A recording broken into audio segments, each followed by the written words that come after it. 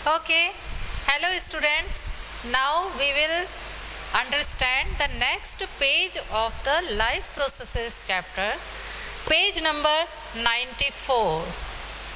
तो page number 93 में हमने पढ़ा कि अलाइव किसे कहते हैं, यानी लिविंग किसे कहेंगे, नॉन लिविंग किसे कहेंगे। चलिए ये तो बात हो गई कि लिविंग किसे कहेंगे। अब हमने लिविंग ऑर्गेनिज्म में एक पॉइंट ये पढ़ा कि उसकी बॉडी में रिपेयर एंड मेंटेनेंस का जॉब होता है ना, जॉब होता है ना, चलती रहती है प्रोसेस मेंटेनेंस एंड रिपेयर की। और ये प्रोसेस चलती है तब मॉलिक्यूलर मूवमेंट्स होते हैं। जो मॉलिक्यूल्स हैं एक प्लेस से दूसरी प्लेस उसी की बॉडी में या सेल में मूव करते हैं। अब ये जो मूवमेंट होते हैं, किन मॉलिक्यूल्स का मूवमेंट होता है रिपेयर के लिए, मेंटेनेंस के लिए, और कैसे होता है, उन प्रोसेसेस को क्या बोलते हैं, इसके बारे में पेज नंबर 94 में डिस्कस किया गया है। तो सबसे पहले हम देखें, since these maintenance processes are needed to prevent damage and break down, energy is needed for them, है ना। ये जो मेंटेनेंस का जॉब है, रिपेयर का जॉब है, जिसमें कि मॉलिक्यूल्स का मूवमेंट होता है, इस सब के लिए क्या चाहिए? एनर्जी।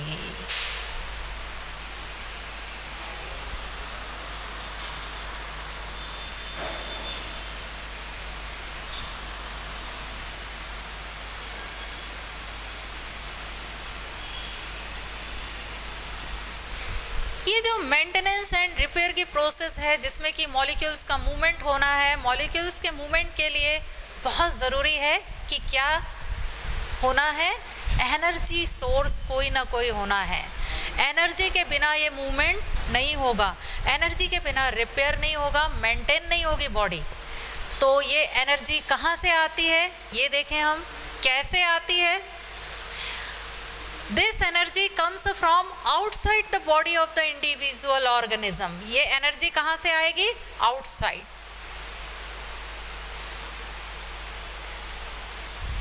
जो ऑर्गेनिज्म है जिसकी बॉडी में रिपेयर मेंटेनेंस होना है, उसकी लाइफ सस्टेन होना है, उसने अलाइव रहना है, इसके लिए एनर्जी चाहिए।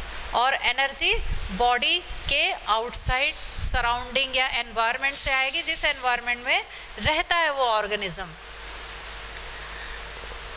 सो there must be a process to transfer a source of energy from outside the body of the organism which we call food.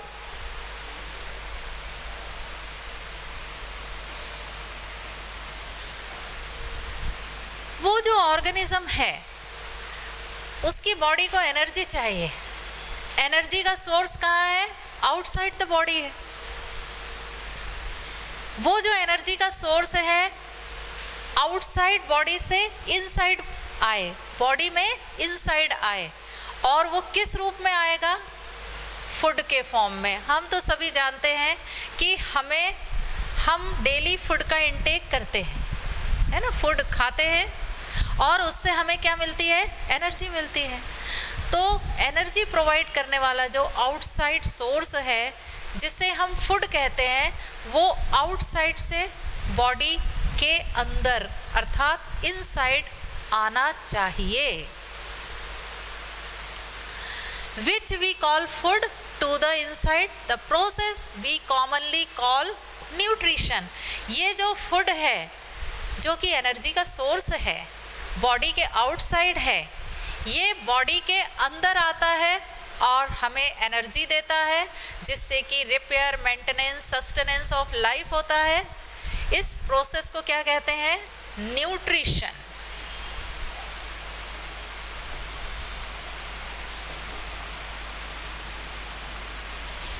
तो हम इस चैप्टर में जिन 4 लाइफ प्रोसेसेस को डिस्कस करने वाले हैं, उनमें से सबसे पहली लाइफ प्रोसेस कौन सी है, उसका नाम निकल कर आ गया है, जो कि है न्यूट्रिशन। आप अपने ऊपर भी एग्जाम्पल के रूप में सोच सकते हैं कि हमारी बॉडी में जो मूवमेंट्स हो रहे हैं, ग्रोथ हो रही है, हम अलाइव हैं किसके कारण? फूड के कारण। आउटसाइड सोर्स हैं फूड के, उन्हें हम बॉडी के अंदर लेते हैं और फिर उसका डाइजेशन होता है, वो सिंपल कंपाउंड्स में ब्रेक डाउन होते हैं, ब्लड में पहुंचते हैं, ब्लड के थ्रू बॉडी के हर टिश्यू, हर सेल में पहुंचते हैं और उनका रिपेयर और मूवमेंट पॉसिबल होता है कि वो टिश्यू, ऑर्गन, सेल अलाइव रहे, जिसे क्या कहते हैं? इस प्रोसेस को न्यूट्रिशन कहते हैं। तो सबसे पहला जो लाइफ प्रोसेस है वो कौन सा होगा? न्यूट्रिशन। क्योंकि न्यूट्रिएंट्स नहीं होंगे, फूड नहीं होगा तो एनर्जी नहीं होगी, एनर्जी नहीं होगी तो cell, tissue, organ system, body कैसे सस्टेन करेगी? तो सबसे पहली लाइफ प्रोसेस कौन सी पढ़ेंगे हम? न्यूट्रिशन पढ़ेंगे। तो वो फर्स्ट लाइफ प्रोसेस है। इसके बाद जो लाइफ प्रोसेस है वो कौन सी होगी, इसके बारे में हम विचार करें।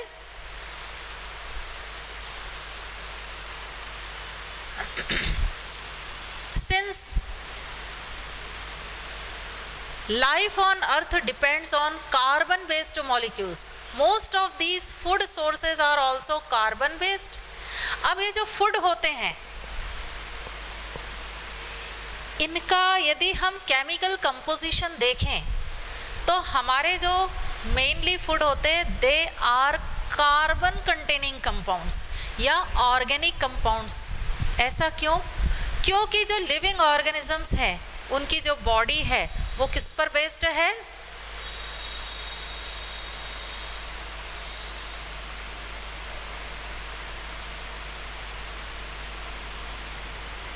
बॉडी, सेल्स, टिश्यूज, ऑर्गन्स, ये सब किस पर बेस्ड है? कार्बन बेस्ड है। अब कार्बन बेस्ड है, इसका मीनिंग क्या होता है? इसका मीनिंग हम इस तरह से समझें कि हमने कहा cell is the fundamental unit of life. अब जो सेल है उसमें जो बायो मॉलिक्यूल्स होते हैं, यानी जिन मॉलिक्यूल से सेल बनी है, सेल ऑर्गेनल्स बने हैं, वो मैक्सिमम जो बायो मॉलिक्यूल्स हैं वो ऑर्गेनिक कंपाउंड्स हैं। Organic compounds means they are carbon containing compounds. अब हम विचार करें कि कौन से कार्बन कंटेनिंग कंपाउंड है। यदि हम न्यूट्रिएंट्स की ही बात करें या फूड की बात करें तो हमारे फूड में जो न्यूट्रिएंट्स हैं, कौन कौन से न्यूट्रिएंट्स हैं?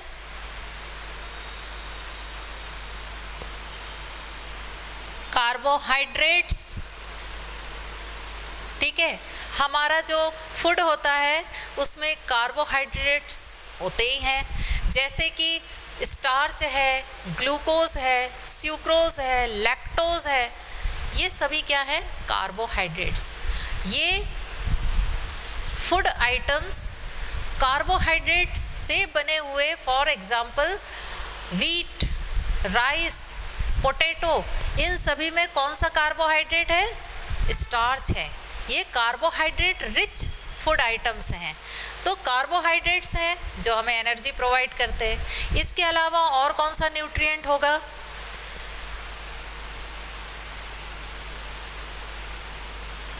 प्रोटीन्स। जो प्रोटीन्स हैं they are also carbon containing compound. ये भी ऑर्गेनिक कंपाउंड्स है which are polymer of amino acids. तो एमिनो एसिड्स भी कार्बन कंटेनिंग कंपाउंड है, इसलिए हम कह रहे हैं कि कार्बन बेस्ड होता है हमारा जो बॉडी है, उसमें मैक्सिमम जो कंपाउंड्स हैं, मॉलिक्यूल्स हैं, वो कैसे हैं? कार्बन कंटेनिंग है। तीसरा न्यूट्रिएंट फैट।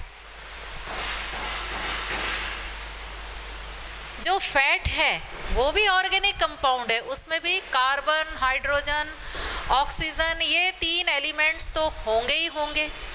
इसके अलावा हम देखते हैं कि हमारी बॉडी में विटामिन्स भी आवश्यक होते हैं डिफरेंट लाइफ प्रोसेसेस के लिए। विटामिन्स भी ऑर्गेनिक कंपाउंड्स होते हैं। फिर हम और आगे पढ़ते हैं जेनेटिक मटेरियल। जो हमारी सेल्स के अंदर जेनेटिक मटेरियल होता है, क्रोमोसोम्स होते हैं। अब क्रोमोसोम्स किसके बने हुए होते हैं? वो होते हैं प्रोटीन और डीएनए के बने हुए। डीएनए भी ऑर्गेनिक कंपाउंड है। डीएनए, इसका full form deoxy ribo nucleic acid. तो ये जो डीएनए है ये भी तो ऑर्गेनिक कंपाउंड है, इसलिए हम कहते हैं कि हमारा जो बॉडी है वो पूरा कार्बन बेस्ड है। क्यों? क्योंकि मोस्ट ऑफ द कंपाउंड्स जो हैं, मॉलिक्यूल्स हैं, वो कार्बन कंटेनिंग कंपाउंड्स होते हैं।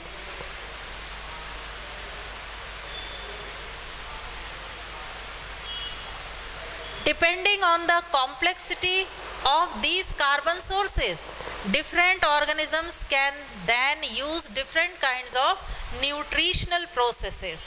अब ये जो कार्बन कंटेनिंग कंपाउंड्स है जिन्हें फूड के रूप में, एनर्जी सोर्स के रूप में इनटेक किया जा रहा है आउटसाइड से इनसाइड, अब ये किस प्रकार के हैं कार्बन कंपाउंड्स, इनकी कॉम्प्लेक्सिटी के आधार पर ये कॉम्प्लेक्स हैं या सिंपल फॉर्म में एनवायरनमेंट से हम इनटेक कर रहे हैं, यानी जो लिविंग ऑर्गेनिज्म है वो एनवायरनमेंट से किस तरह के कार्बन कंपाउंड्स का इनटेक कर रहा है, वो सिंपल है कार्बन कंटेनिंग मॉलिक्यूल्स या फिर कॉम्प्लेक्स है, उसके आधार पर क्या होता है, मोड ऑफ न्यूट्रिशन होता है, जो कि आप जानते हैं there are 2 modes of nutrition, autotrophic and heterotrophic.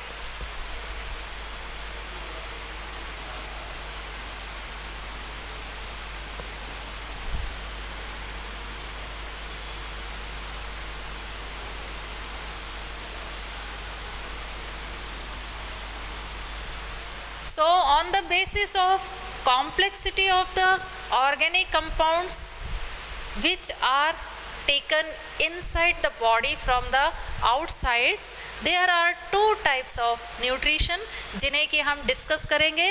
Nutrition जो लाइफ प्रोसेस है उसके अंतर्गत there are 2 major types of mode of nutrition, autotrophic and heterotrophic। जैसा कि हम जानते हैं auto means self, means these organisms prepare their own food, यानी ये ऑर्गेनिज्म अपना फूड खुद बना लेते हैं।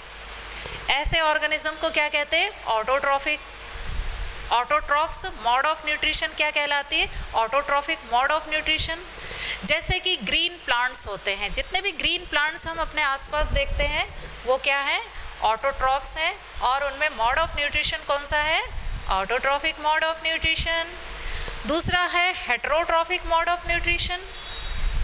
हेटेरोट्रॉफिक मोड ऑफ न्यूट्रिशन में क्या होता है कि ये ऑर्गेनिज्म अपना फूड खुद नहीं बनाते हैं, ये आउटसाइड से लेते हैं और उसका डाइजेशन होकर सिंपल फॉर्म में उसका ब्रेक डाउन करते हैं ऑर्गेनिक कंपाउंड्स का, और उसको एब्जॉर्ब करके उनको एनर्जी मिलती।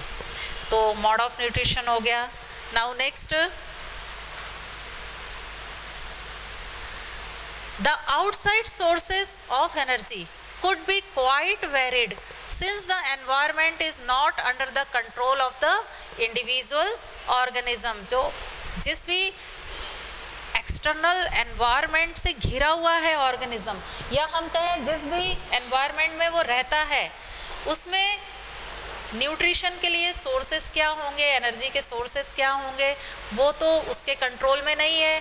These sources of energy therefore need to be broken down और built up in the body and must be finally converted to a uniform source of energy that can be used for the various molecular movements needed for maintaining living structures as well as to the kind of molecules the body needs to grow।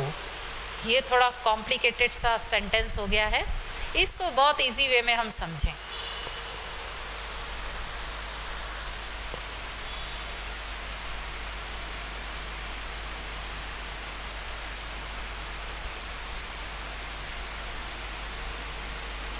कि हमने देखा ये nutrients पहुंच तो गए body में, अब इनसे एनर्जी प्राप्त करना है सेल को।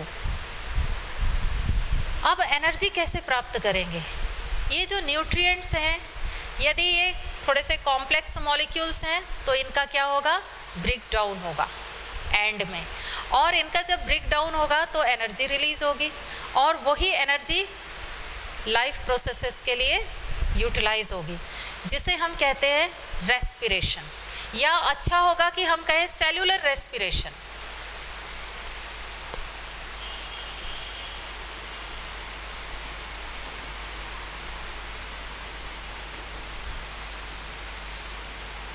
सेल्यूलर रेस्पिरेशन या सिर्फ रेस्पिरेशन भी कहते हैं। तो ये हमारे इस चैप्टर का सेकंड लाइफ प्रोसेस होगा, जिसमें हम देखेंगे सेल्यूलर रेस्पिरेशन, जो कि यूनिफॉर्म बिल्कुल सभी ऑर्गेनिज्म में होने वाली, हर सेल में होने वाली प्रोसेस है, जिसके दौरान क्या होगा, जो भी फूड या रेस्पिरेटरी सबस्ट्रेट है, यानी ऐसा मॉलिक्यूल जिसका कि ब्रेक डाउन होकर एनर्जी रिलीज होगी, वो हर सेल में होती है ये प्रोसेस, ठीक है। तो ये यूनिफॉर्म होगी, कोई भी ऑर्गेनिज्म हो, चाहे प्लांट हो या एनिमल हो, चाहे यूनिसेलुलर ऑर्गेनिज्म हो या मल्टी सेलुलर ऑर्गेनिज्म हो, सभी में सेल में ये प्रोसेस होती ही है सेलुलर रेस्पिरेशन की, और उससे एनर्जी रिलीज होती है, ठीक है।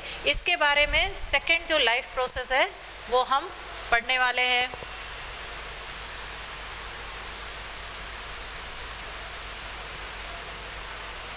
For this, a series of chemical reactions in the body are necessary. अब ये जो एनर्जी रिलीज होना है उस बायोमोलिक्यूल में जो स्टोर है, तो वो कोई सिंगल स्टेप में नहीं हो जाता है वो प्रोसेस, उसके लिए सीरीज ऑफ बायोकेमिकल रिएक्शंस होती हैं, और तब वो एनर्जी रिलीज होती है। Oxidising, reducing reactions are some of the most common chemical means to break down molecules. और जब ये बायोमोलिक्यूल्स एनर्जी रिलीज करने के लिए इनका ब्रेक डाउन होता है, तो जो केमिकल रिएक्शन हो रही है उसे क्या कहते हैं, oxidation reaction and reduction reaction. Means these reactions are redox reaction, एक सब्सटेंस का ऑक्सीडेशन होता है तो दूसरे का रिडक्शन होता है। For this many organisms use oxygen. तो हम जानते हैं, प्रीवियस क्लासेस में आपने पढ़ा है कि रेस्पिरेशन दो प्रकार का होता है, एरोबिक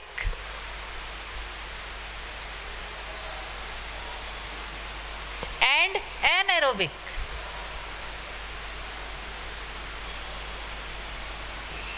रेस्पिरेशन दो प्रकार का, यदि रेस्पिरेशन में सेल ऑक्सीजन को यूज कर रही है तो हम कहेंगे एरोबिक रेस्पिरेशन हो रहा है।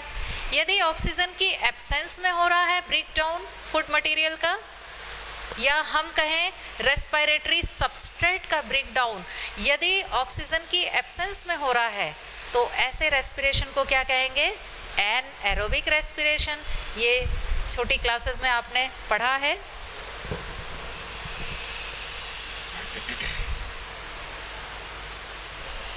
The process of acquiring oxygen from outside the body and to use it in the process of breakdown of food sources for cellular needs is what we call respiration, है ना। respiration किसे कहेंगे, जिसमें कि कोई रेस्पिरेटरी सबस्ट्रेट है, कोई organic compound है जिसका कि ब्रेक डाउन होकर एनर्जी रिलीज हो रही है, that is known as respiration.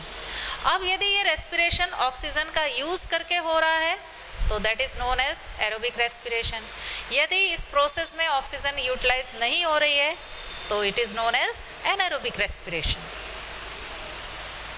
In case of a single celled organism, no specific organs for taking in food, exchange of gases or removal of wastes may be needed because the entire surface of the organism is in contact with the environment। अब देखिए इस sentence में क्या कहा गया है कि जो यूनिसेलुलर ऑर्गेनिज्म होते हैं, unicellular organism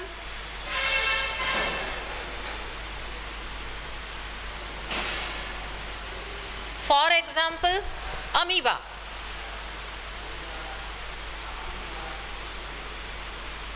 we know that amoeba is unicellular organism. इस ऑर्गेनिज्म में क्या होता है कि इसमें एक ही सेल है और वो सेल उसके एनवायरनमेंट के कांटेक्ट में है, तो एनवायरनमेंट से फूड का भी इंटेक कर लेगी, एनवायरनमेंट से ऑक्सीजन का भी इंटेक कर लेगी। We know that amoeba lives in water, है ना। अमीबा किस में रहता है? पानी में रहता है, उसका एनवायरनमेंट तो वाटर है, तो वो वाटर से ही क्या यूज़ कर लेगा? न्यूट्रिएंट को इंटेक कर लेगा।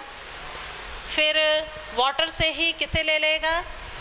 ऑक्सीजन को भी ले लेगा, क्योंकि वाटर में डिज़ोल्व ऑक्सीजन को वो रेस्पिरेशन के लिए यूज़ करेगा। और जो भी प्रोसेसेस होना है कि फूड का डाइजेशन होना है, फिर डाइजेस्टेड फूड का सेल के हर पार्ट में पहुंचना है, तो वो बहुत इजी हो जाता है। इस सब के लिए कोई भी स्पेशल ऑर्गन्स की, ऑर्गन सिस्टम्स की आवश्यकता नहीं होती है, क्योंकि इसकी एक ही सेल का ये बना है और वो सेल उसके एनवायरनमेंट के कांटेक्ट में है। तो एनवायरनमेंट और सेल के बीच में जो भी सब्सटेंसेस का एक्सचेंज होना है, ट्रांसपोर्ट होना है, वो बहुत इजी हो जाता है। उसके लिए कोई स्पेशलाइज्ड ऑर्गन टिश्यू की आवश्यकता नहीं होती है।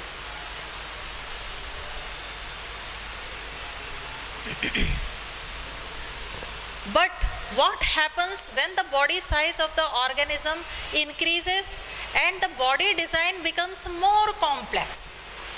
ये तो यूनिसेलुलर ऑर्गेनिज्म है, इसमें तो बहुत इजी है सारी प्रोसेस। लेकिन ऐसे ऑर्गेनिज्म का क्या होगा जो कि मल्टी सेलुलर है?